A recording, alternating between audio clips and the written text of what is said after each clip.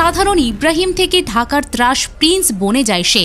আজকে আমরা তারই গল্প আপনাদের শোনাতে এসেছি। একজন গ্যাংস্টারের উত্থান পতন কিভাবে হয়েছিল সবই দেখতে পাবেন আজকের এক্সপ্লেনেশন থেকে। কিন্তু সিনেমাটি যেহেতু সিনেমা হলে চলছে, তাই অনুরোধ থাকবে এক্সপ্লেনেশনটি ভালো লাগলে সিনেমা হলে গিয়ে সিনেমাটি দেখবেন। তাহলে আর কথা না বাড়িয়ে প্রিন্স মুভির ফুল এক্সপ্লেনেশন শুরু করা যাক। গল্পের শুরুতেই আমরা চিত্রনায়িকা দিলরুবাকে একটা মিউজিক ভিডিওর শুটিং সেটে দেখতে পাই।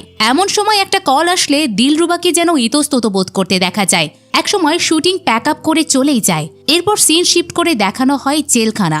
জেলখানায় বড় গ্যাংস্টার আফগানি পাঠান বড় আদর যত্নই পেতে থাকে। আফগানি জেল থেকে তার লোককে ফোন করে আজকেই কিছু একটা করতে বলে। ওইদিকে দিলরুবা শুটিং প্যাক আপ করে একটা জায়গায় এসে একজনের জন্য অপেক্ষা করে। সেই সময় বর্ডারের কাটা তার কেটে একজন আসলে তাকে গাড়িতে করে নিয়ে যায়। একই সময় পুলিশের স্পেশাল ফোর্স অফিসার মিনহাজকে ফোন করে একজনের ইন্টেল দেয়, জানাই সে আসছে। এবার কনফার্ম পুলিশ বেরিয়ে পড়ে কাউকে ধরার জন্য। এরপরে আমরা একটা জায়গায় অনেকজনকে একত্রিত হতে দেখি। সেখানে সবাই বলে আজকে সে আসলে একদম শেষ করে দেব। অনেক তাফালিং দেখেছি, আর নয়। নিজেকে অনেক বড় করে দেখে না, এবার বুঝবে আমরা কি। তখনই সেখানে উপস্থিত হয় প্রিন্স এবং তার টিম। সে এসে সবাইকে মারতে থাকে। চলে আসে পুলিশও। পুলিশ এসে হ্যান্ডমাইকে আত্মসমর্পণ করতে বলে প্রিন্সকে। জানিয়ে দেয় স্যারেন্ডার করলে অনেক কনসিডার করবে। কিন্তু প্রিন্স কোনো কথা শোনে না, উল্টো সবাইকে মেরে সেই বিল্ডিংই উড়িয়ে দেয়। তবে পুলিশের হাতে ধরা পড়ে প্রিন্সের এক চেলা। তাকে টর্চার করে পুলিশ প্রিন্সের খোঁজ চাইতে থাকলে চেলা জানায় তাকে কোথাও খুঁজে পাবেন না, সে সব সময় অদৃশ্য থাকে। একটু পরে অফিসার মিনহাজ এসে চেলাকে জিজ্ঞেস করে প্রিন্স কোথায় আছে বলো, আমি প্রিন্সকে বাঁচাবো, সেই সাথে তুমিও ছাড়া পাবে। চেলা মুখ খোলার জন্য রাজি হয়। শুরু হয় চেলার জিজ্ঞাসাবাদ। জানাই প্রিন্স তখনও প্রিন্স হয়নি, নাম তার ইব্রাহিম। কাজের খোঁজে ঢাকা শহরে আসে। আমাকে এলাকায় কয়েকজন মারধর করতে থাকলে ইব্রাহিম আমাকে বাঁচায়। আমিও তাই ইব্রাহিম ভাইকে নিয়ে আসি আমার ওস্তাদ বাবুর কাছে।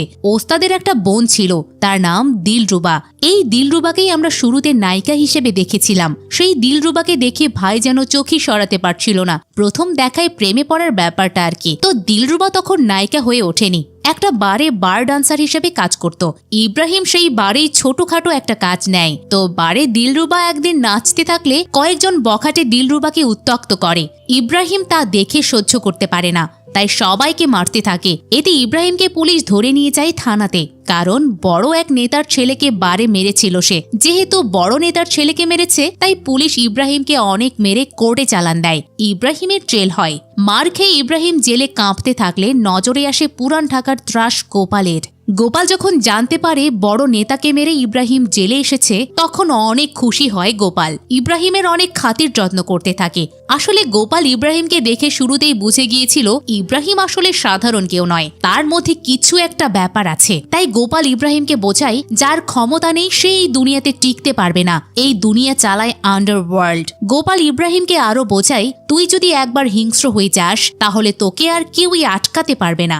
গোপাল ইব্রাহিমের জামিনেরও ব্যবস্থা করে।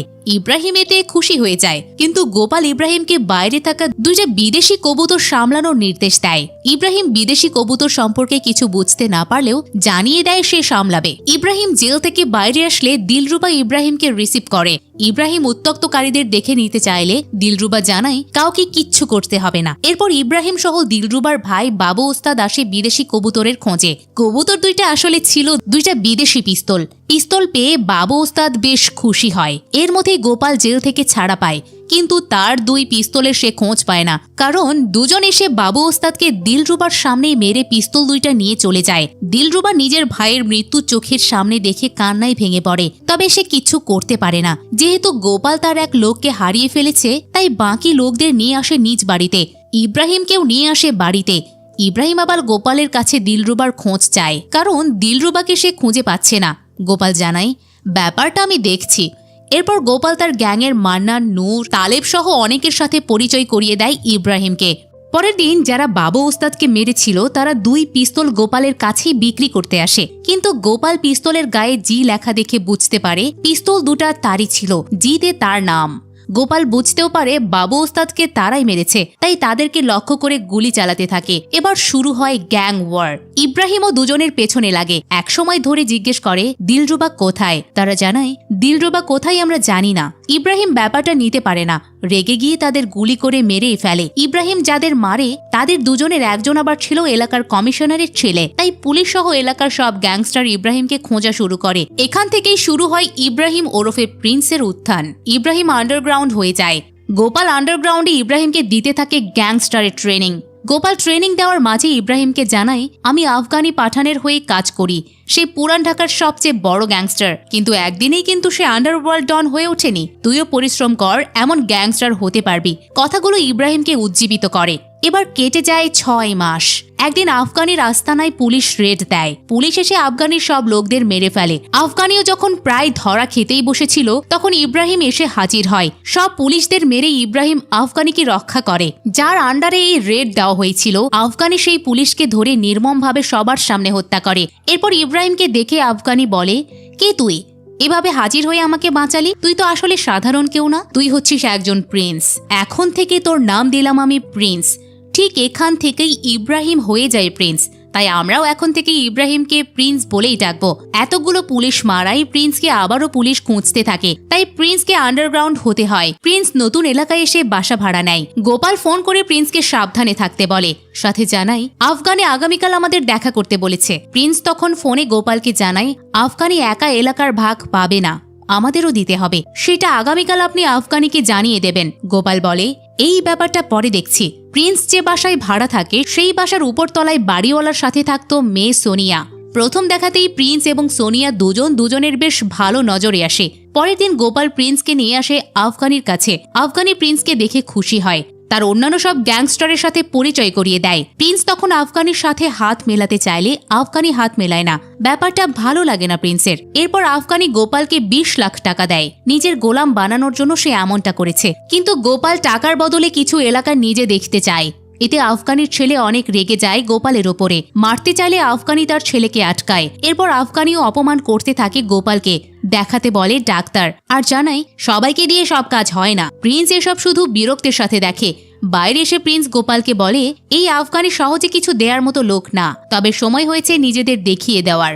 অনেকদিন তো মুরগি হয়ে আছি আমরা, এবার সিংহ হয়ে দেখানোর সময় চলে এসেছে। প্রিন্স তার লোকদের বলে দেয় মেশিন রেডি করতে। আরো অনেক লোকজন জড়ো করতে বললে সবাই যেন খুশি হয়ে এইটা করতে চায়। প্রিন্স গোপালের থেকে অনুমতি চাইলে গোপাল চুপচাপ থাকে, আর চুপচাপ থাকা মানে সম্মতির লক্ষণ। এর মধ্যেই প্রিন্স তার চেলার থেকে জানতে পারে তার মা ঢাকা এসেছে, কিন্তু ঢাকার কোথায় আছে তা জানে না। প্রিন্স তার চেলাকে জানিয়ে দেয় সে যেন মাকে খুঁজে বের করে, আর এর সব কিছু থেকে মাকে যেন দূরে রাখে। পরের দিন প্রিন্স মোটরসাইকেল নিয়ে বের হলে রাস্তায় বাড়িওয়ালার মেয়ে সোনিয়ার সাথে দেখা হয়। সোনিয়া প্রিন্সের মোটরসাইকেলে করে বাড়ি আসে। এতে দুজনের মাঝে আরো সুসম্পর্ক গড়ে ওঠে। বাড়ি এসে সোনিয়া ফোন করে প্রিন্সকে নিয়ে একটু শপিং এ যেতে চাইলে প্রিন্স না করতে পারে না। প্রিন্স তাকে নিয়ে শপিং এ চলে আসে। সিঁড়িতে সোনিয়া ধাক্কা খেলে এক সুন্দর রোমান্টিক মুহূর্তের দেখা পাওয়া যায়। সেই সময় প্রিন্সের লোক মান্নান একটা মিশনের জন্য বারবার প্রিন্সকে ফোন করলে প্রিন্স কোনো ফোন ধরে না, তাই গোপালকে দিয়ে ফোন করায়। গোপাল কল করলে প্রিন্স কল রিসিভ করে। তখন গোপাল তাকে দ্রুত আসতে বলে, তাই প্রিন্স সোনিয়াকে একটা রেস্টুরেন্টে বসিয়ে তার গ্যাংয়ের কাছে চলে আসে। এসে জিজ্ঞেস করে, সব মেশিন চলে এসেছে নাকি? সবাই জানায় হ্যাঁ চলে এসেছে। প্রিন্স সব মেশিন বুঝিয়ে নেয়। সেখানেও গোপাল থাকে। মেশিন পাওয়ার পর প্রিন্স বলে, আফগানি পাঠানকে মারার জন্য আমার ভাইপাররা একাই যথেষ্ট। এখন থেকে আমার টিমের নাম ব্ল্যাক ভাইপার্স। মেশিন পেয়ে প্রিন্সের টিম অ্যাটাকে নামে। আফগানির অনেকগুলো এলাকা দখলে নিয়ে নেয়। ওইদিকে রেস্টুরেন্টে একের পর এক খাবার আসলে সোনিয়া যেন অবাক হয়ে যায়, আবার টেনশনেও পড়ে যায়। এতগুলো খাবার আসলে কোথা থেকে আসছে? এলাকা দখল করার পর প্রিন্স রেস্টুরেন্টে ফিরে আসলে সোনিয়া জিজ্ঞেস করে, এতগুলো খাবার কি তুমি অর্ডার দিয়েছিলে? প্রিন্স জানায় সেই অর্ডার করেছিল। এতে সোনিয়া অনেক খুশি হয়ে যায়। এর মধ্যেই আফগানি জেনে ফেলে প্রিন্স ব্ল্যাক ভাইপার্স নামে টিম বানিয়ে ফেলেছে, আর তাকে শেল্টার দিচ্ছে গোপাল। এইটা শুনে আফগানির ছেলে অনেক রেগে যায়। বাবাকে বলে, আগেই তোমাকে বলেছিলাম গোপালকে মেরে ফেলো, কিন্তু তুমি মেরে ফেললে না, এখন ঠেলা সামলাও। আফগানি এরপর আরো জানতে পারে প্রিন্স অলরেডি তার অনেকগুলো জায়গা দখল করে নিয়েছে। এতে আফগানি অনেক রেগে যায়, আবার সবাইকে শান্তও থাকতে বলে। ওদিকে সোনিয়া প্রিন্সের জন্য বাসা থেকে নিয়ে আসে খাবার। এরপর সোনিয়া পরে আসে প্রিন্সের দেয়ার ড্রেস। সোনিয়ার ড্রেসটা পরে আসলে প্রিন্স সোনিয়ার দিক থেকে চোখই সরাতে পারে না। শুরু হয় দুজনের রোমান্স। সারাদিন অনেক জায়গায় ঘোরাঘুরি করে বাড়িতে নিয়ে আসলে বাড়ির সামনে প্রিন্স সোনিয়াকে চুমু দেয়, যা আবার দেখে ফেলে সোনিয়ার বাবা। সোনিয়া ঘরে আসলে বাবা সোনিয়াকে অনেক শাসায়, বলে, তুই কি চিনিস এই প্রিন্সকে? এসব কি শুরু করেছিস? সোনিয়া জানায়, আমি প্রিন্সকে ভালোবাসি। বাবা 7 দিনের মধ্যে সোনিয়াকে বিয়ে দিতে চাইলে সোনিয়া বলে, আমি মরে গেলেও প্রিন্স ছাড়া অন্য কাউকে বিয়ে করতে পারবো না। এদিকে আফগানি গোপালকে ফোন করে জিজ্ঞেস করে, তুমি কাজটা কি ঠিক করছো? গোপাল জানায়, এখন প্রিন্সের সময়। প্রিন্স আন্ডারওয়ার্ল্ড শাসন করতে এসেছে। গোপাল আরও জানায়, আমি কয়েকটা এলাকা নিতে চেয়েছিলাম, কিন্তু সেইটা তো দিলেন না। এখন আপনি পস্তান। আফগানি এবার গোপালের সাথে বসতে চায়। গোপাল বলে, এভাবেই তো রিস্ক। আপনার ভাই জাকিরকে জামিন রাখেন, তাহলেই বসবো। আফগানি হেসে জানায়, আচ্ছা ঠিক আছে, জাকির আমার জীবনের চেয়েও বেশি মূল্যবান। পরের দিন প্রিন্স বের হলে সোনিয়াও ব্যাগপত্র নিয়ে বের হয়। এরপর প্রিন্সকে জানায়, বাবা আমাকে অন্য কারোর সাথে বিয়ে দিতে চাচ্ছে। আমি অন্য কাউকে বিয়ে করতে পারবো না, তাই তোমার সাথেই পালাতে চাই। প্রিন্স আর কি করবে, সোনিয়াকে নিয়ে যেতে থাকে কাজী অফিসের দিকে। সেই সময় গোপাল আফগানির সাথে দেখা করতে বের হয়। এ নিয়ে আবার গোপালের স্ত্রী নন্দা অনেক টেনশন করে, কারণ আফগানি তো একজন কসাই। গোপাল জানায়, সমস্যা হবে না, তার ভাই জাকিরকে জামিন রেখেছি। জাকিরের জীবনের বিনিময়ে আফগানি তাকে কিছুই করতে পারবে না। গোপাল প্রিন্সকে ফোন করে জানিয়ে দেয়, আমি আফগানির বাড়ি যাচ্ছি, তুই দ্রুত চলে আসিস। এরপর গোপাল তার লোকদের নিয়ে আফগানির আস্তানায় আসলে আফগানের লোকেরা সবাইকে গুলি করে মেরে ফেলে, শুধু গোপালকে বাঁচিয়ে রাখে। সেই সময় কাজী অফিসে প্রিন্স আর সোনিয়া বিয়ে করে ফেলে। এদিকে আফগানি নিচে হাতে গোপালকে নির্মমভাবে মেরে ফেলে। প্রিন্স না আসায় আফগানি বলে, এ যাত্রায় তুই তো বেঁচে গেলি, কিন্তু পরের বার আর বাঁচতে পারবি না। প্রিন্সের এক চেলা মান্নান তখনও বেঁচে ছিল।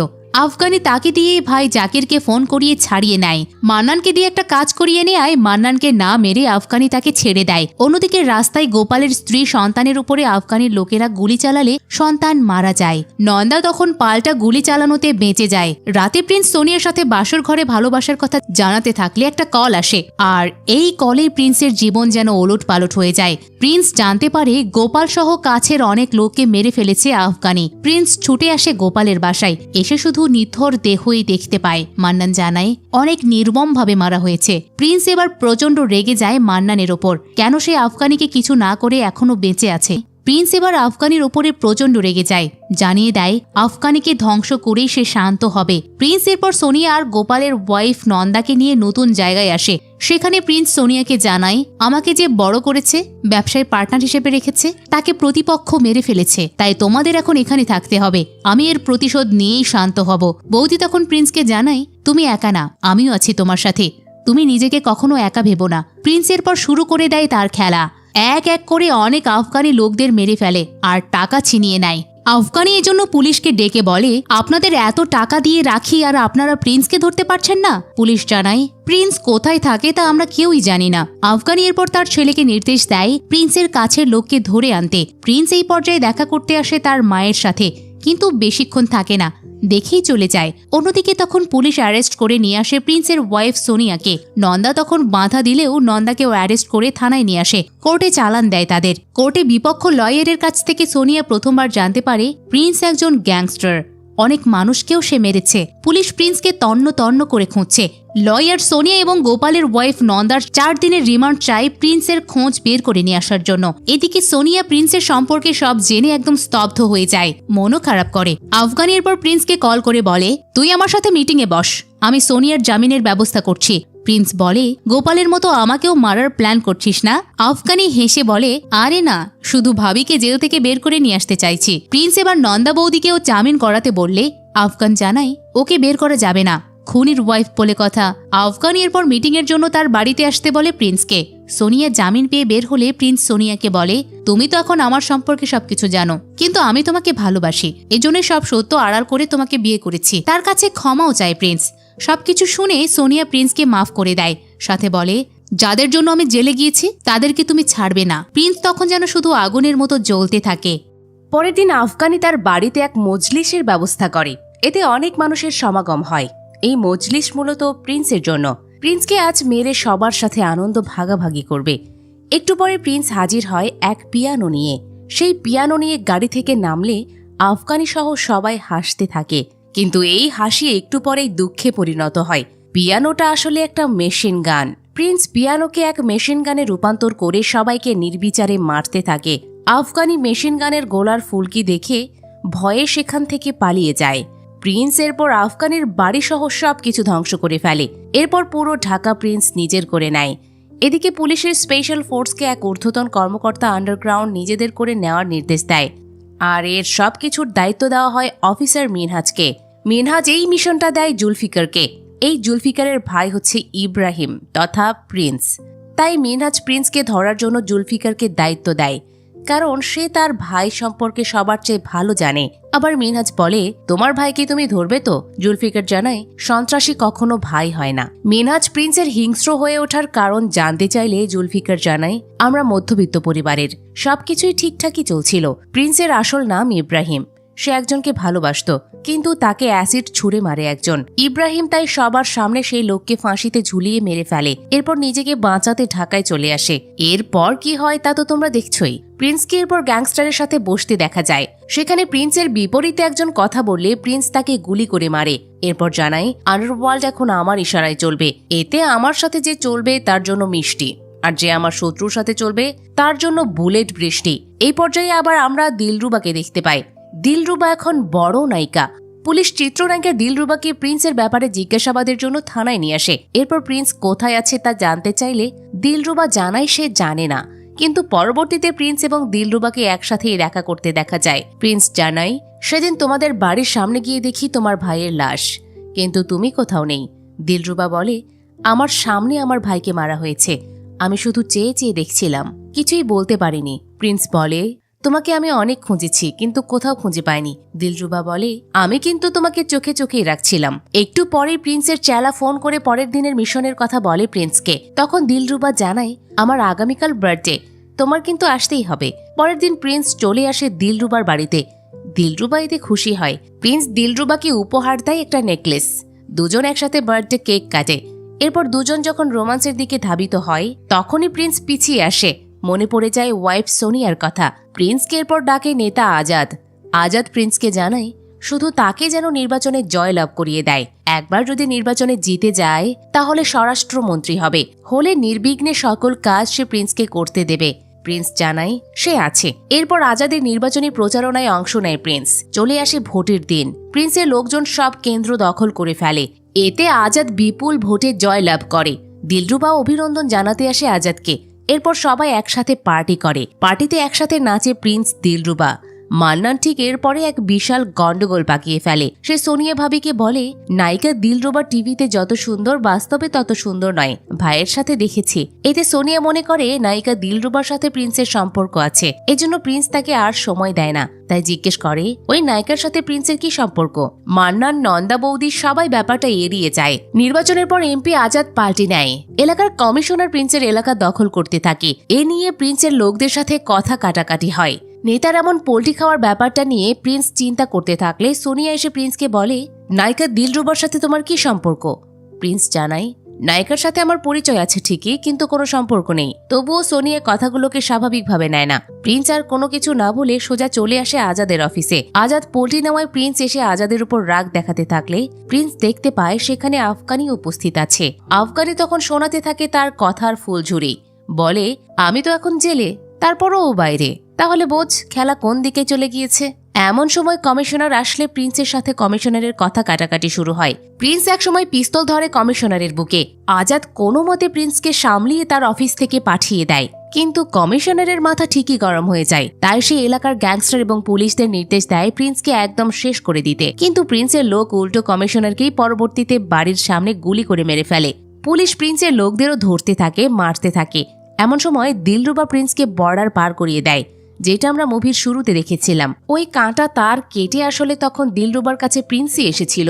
প্রিন্স এরপর গোপন আস্তানায় আবারও সবাইকে একত্রিত করে আন্ডারওয়ার্ল্ড সম্পর্কে ব্রিফিং করতে থাকলে মিনহাজ তার টিম নিয়ে সেখানে হামলা করে। প্রিন্সের গোপন আস্তানার খোঁজ মিনহাজকে কেউ একজন দেয়। শুরু হয় দুই পক্ষের বন্দুকযুদ্ধ। একসময় ভাই জুলফিকার প্রিন্সকে ধরে ফেলে। ধরার পর প্রিন্সকে স্যারেন্ডার করতে বলে জুলফিকার। শোনায় আইনের কিছু নিয়ম কানুন। প্রিন্স তখন জানায়, এত আইন কই থাকে যখন একের পর এক সাধারণ ধর্ষণ আর সাধারণ মানুষ খুন হয়। জুলফিকার এবার প্রিন্সের বুকে গুলি চালাতে চাইলে প্রিন্সও বলে, কর গুলি। কিন্তু জুলফিকার গুলি করতে পারে না, নিজের ভাই তো, ইমোশনাল হয়ে যায়। সেই সুযোগে প্রিন্স গাড়ি নিয়ে সেখান থেকে চলে যেতে থাকলে পুলিশ পিছু নেয়। একসময় পুলিশ চারিদিক থেকে প্রিন্সকে ঘিরে ধরে। প্রিন্স তখন গাড়ি থেকে মেশিন গান বের করে সবাইকে নির্বিচারে গুলি করে মারা শুরু করে। গুলি গিয়ে লাগে মিনহাজের হাতেও। তাই এক পুলিশ মিনহাজকে নিয়ে সেখান থেকে চলে যায়। প্রিন্স সবাইকে মেরে আসে সোনিয়ার কাছে। এরপর সোনিয়াকে রেডি হতে বলে, জানাই এই এলাকা আমাদের জন্য সেফ না, আমাদের এখন এখান থেকে চলে যেতে হবে। কিন্তু সোনিয়া প্রিন্সকে আর বিশ্বাস করতে চায় না, তাই প্রিন্সের দিকে বন্দুক তাক করে। তখন মান্নান সেখানে উপস্থিত হয়। সোনিয়ার থেকে পিস্তল নিয়ে প্রিন্সের দিকে মান্নান পিস্তল তাক করে। তখন জানা যায় সোনিয়াকে দিলরুবার ব্যাপারে এই মান্নানই ফসলিয়েছে। এই মান্নান সামনাসামনি প্রিন্সের হয়ে কাজ করলেও সে আসলে আফগানি লোক। আফগানি ছদ্মবেশে পাঠিয়েছিল প্রিন্সের টিমে। মুভির শুরুতে জেলখানা থেকে আফগানি যাকে কল করে আর খেলা শেষ করতে বলে, সেইটা মান্নানই ছিল। পুলিশকে প্রিন্সের গোপন আস্তানার খবর মান্নানই দিয়েছিল। এমনকি গোপালকে মারার পেছনেও মান্নানেরই হাত আছে। এসব বলার পর মান্নান প্রিন্সকে মারতে চাইলে নন্দা পেছন থেকে মান্নানকে গুলি করে মেরে ফেলে। স্বামীর হত্যার প্রতিশোধ সে নিয়ে নেয়। এর মধ্যেই পুলিশ প্রিন্সের বাড়ি ঘিরে ফেলে। প্রিন্স সোনিয়া এবং নন্দাকে সেফ জায়গায় পাঠিয়ে দিয়ে ভেতরে সে একাই পুলিশের জন্য অপেক্ষা করে। পুলিশও এসে প্রিন্সকে ধরে ফেলে, কিন্তু তখনই একটা কল আসলে পুলিশ প্রিন্সকে ছেড়ে দিতে বাধ্য হয়। প্রিন্সকে ধরার মিশনও ক্যান্সেল হয়ে যায়। আসলে এই খেলাটা খেলেছে আজাদ। সে টাকার বিনিময়ে প্রিন্সকে বাঁচিয়েছে, আর প্রিন্সও জানতো আজাদ তার সাথে পল্টি নিতে পারবে না। পুলিশ প্রিন্সকে না ধরে চলে গেলে প্রিন্স আসে তার মায়ের কাছে। এসে মাকে বলে, ভালো হয়ে যাব মা, তোমার জন্য স্যারেন্ডারও করব, তোমার থেকে আর দূরে থাকতে চায় না। এসব বলে মাকে কোলে করে নিয়ে আসে তার গাড়িতে। পথের মধ্যে প্রিন্সের গাড়ি আটকায় পুলিশ। এর মধ্যেই জুলফিকারই গ্রেফতার করে প্রিন্সকে, তাও কিনা মায়ের সামনে। মিনহাজের জন্য জুলফিকারকে বাহবা দেয়। অন্যদিকে তখন দিলরুবাকেও পুলিশ ধরে জেলে নিয়ে যায়, কারণ দিলরুবা প্রিন্সকে সাহায্য করেছিল। এদিকে মিনহাজ প্রিন্সকে গাড়িতে ওঠালে মা অনেক ইমোশনাল হয়ে যায়। তখন জুলফিকার তার মায়ের কাছে এসে বলে, সন্ত্রাসীরা কখনো আপন হয় না, তোমার ইব্রাহিম অনেক আগেই হারিয়ে গিয়েছে। যখন সে একজনকে মেরে ঢাকা শহরে এসেছিল তখনই আমরা তাকে হারিয়েছি, তাই কষ্ট পেও না মা। মা কথাগুলো শুনে ইমোশনাল হয়। মিনহাজ প্রিন্সকে গাড়িতে উঠিয়ে নিয়ে যেতে থাকলে মাঝ রাস্তায় এক ঊর্ধ্বতন কর্মকর্তা মিনহাজকে ফোন করে জানায়, প্রিন্সকে কোর্টে তুলে লাভ নেই, তার বিরুদ্ধে কেউ সাক্ষী দেবে না, এমনিতেই ছাড়া পাবে, তাই যা করার এখনই করো। মিনহাজ এই ফোন পেয়ে মাঝ রাস্তায় ব্রিজের উপর গাড়ি থামায়। তারপর প্রিন্সকে গুলি করে। প্রিন্স গুলি খেয়ে ব্রিজ থেকে নদীতে পড়ে যায়। সিনের পর রাজস্থানের মরুভূমিতে নিয়ে যাওয়া হয়। সেখানে গুন্ডারা একটা গোষ্ঠীর উপর হামলা করলে প্রিন্স হাজির হয়ে সবাইকে নৃশংসভাবে মেরে ফেলে। আমরা যে প্রিন্সকে মৃত ভেবেছিলাম, আসলে সেদিন মিনহাজ প্রিন্সকে কোনো গুলিই করেনি। হ্যাঁ, গুলি করেছে, কিন্তু সেখানে বুলেট ছিল না। মিনহাজ যেন প্রিন্সকে না মারে সেটা আবার মিনহাজকে জানিয়ে দেওয়া হয়েছিল। প্রিন্সের আত্মগোপনের জন্য এই সাহায্যটা করে মিনহাজ। এদিকে রাজস্থানে দিব্যি ঘুরে বেড়াচ্ছে প্রিন্স। আর এখানেই মুভিটি শেষ হয়। সত্যি বলতে গল্পটা আমাদের কাছে স্ট্রং বলে মনে হয়নি। গল্পে কোনো ইমোশনাল অ্যাটাচমেন্ট নেই। আবার একজন আন্ডারওয়ার্ল্ড ডনের যে ভাবসাব থাকবে সেইটাও যেন মিসিং। হ্যাঁ, শাকিব খান ভালো অভিনয় করেছেন, কিন্তু অন্যদের যেন ফেকই লেগেছে। আপনাদের মুভিটি কেমন লেগেছে জানিয়ে দিন কমেন্ট বক্সে। এতক্ষণ মিসেস মুভি এক্সপ্লেনারের সাথে থাকার জন্য ধন্যবাদ।